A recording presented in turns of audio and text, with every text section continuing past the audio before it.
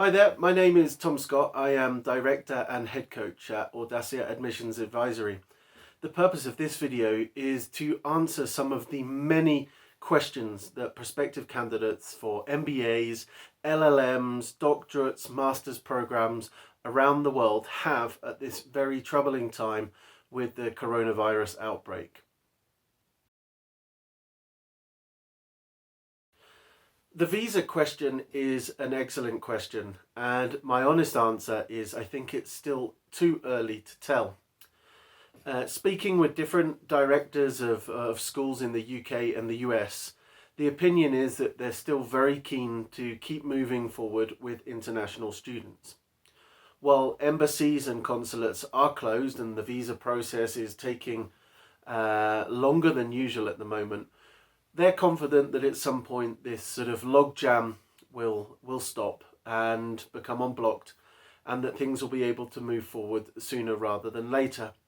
So my advice for any student who's concerned about the visa process right now is to stay in contact with your university and also make sure that you have all of your paperwork in place, so when the time comes to move forward that you have everything ready in order to avoid wasting time at a critical moment in the process.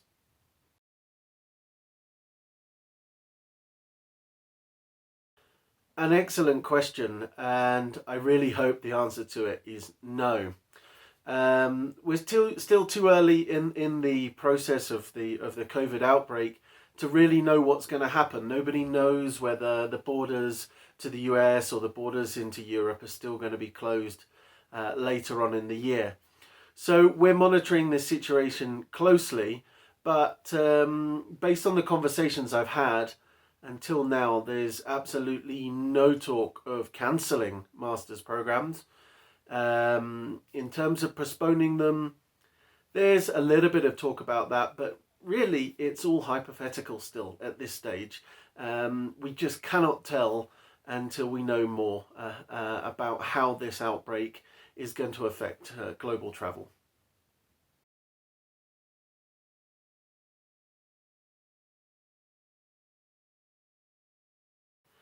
This is no doubt one of the most pertinent questions we have at the moment. The simple reality for people in Mexico and Latin America is that currencies have devalued largely against the US dollar, against the British pound and the Australian dollar, which implies a higher cost for study abroad for most people.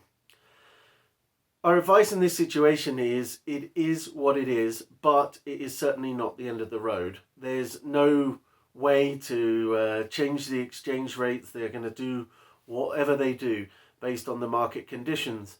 So as candidates, what you can do is start budgeting properly. So draw up a budget, understand what your costs are going to be, and then reach out to scholarship agencies, to financing agencies, your typical ones here in Mexico, Conacit, FUNED, FIDER, but also you can look to Santander Universidades, or you can look to Acerera Educación as options to try and finance the difference between the cost 1 month ago and the cost now.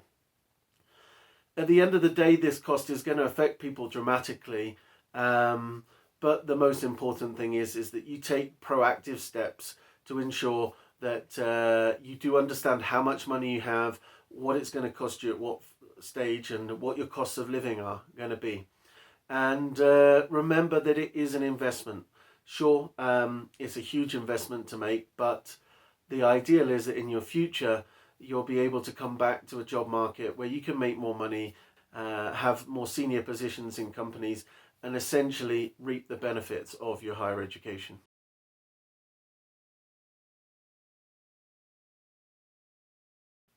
The answer to whether you should still apply this year is 100% yes.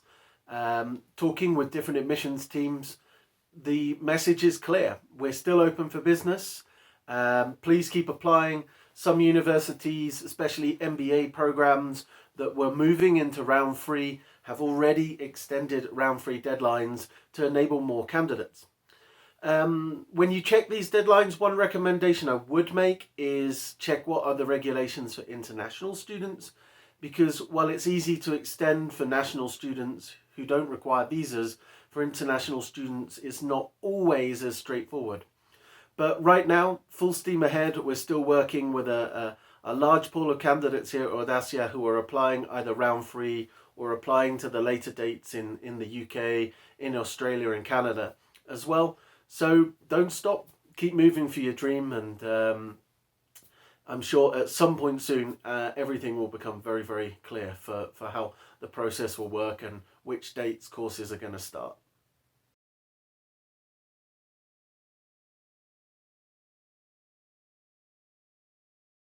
Standardized test givers, so when I talk about that, GMAT, GRE or IELTS or TOEFL in the case of English, have been equally affected by this crisis as much as the universities. What's happening around the world in terms of test centres is unprecedented. Never before have test centres had to be closed for weeks on end. What does this mean for candidates? The simple advice is you need to be talking to the test centres and talking to your universities. While here in Mexico, for example, it is still possible to sit IELTS in certain places here in Mexico City, that may not be the case for all countries. The situation is changing. In the case of GMAT and GRE, they are actually looking at home-based options at the moment. GRE is already at an advanced stage with that. GMAT with the GMAT test are going to be making an announcement in early April as to how they intend to resolve this situation. But equally, the universities are doing what they can. I've noticed some universities like Darden have relaxed limits on which test they're expecting and when, and other schools like Wharton and Stanford are taking the lead by extending deadlines for when students need to submit documents. So again, like I've been saying in many of these answers, contact the universities where you have offers, talk to the admissions teams, talk to the support teams there. They're there to help you. But if you've got any doubts, feel free to reach out to us here at Audacia.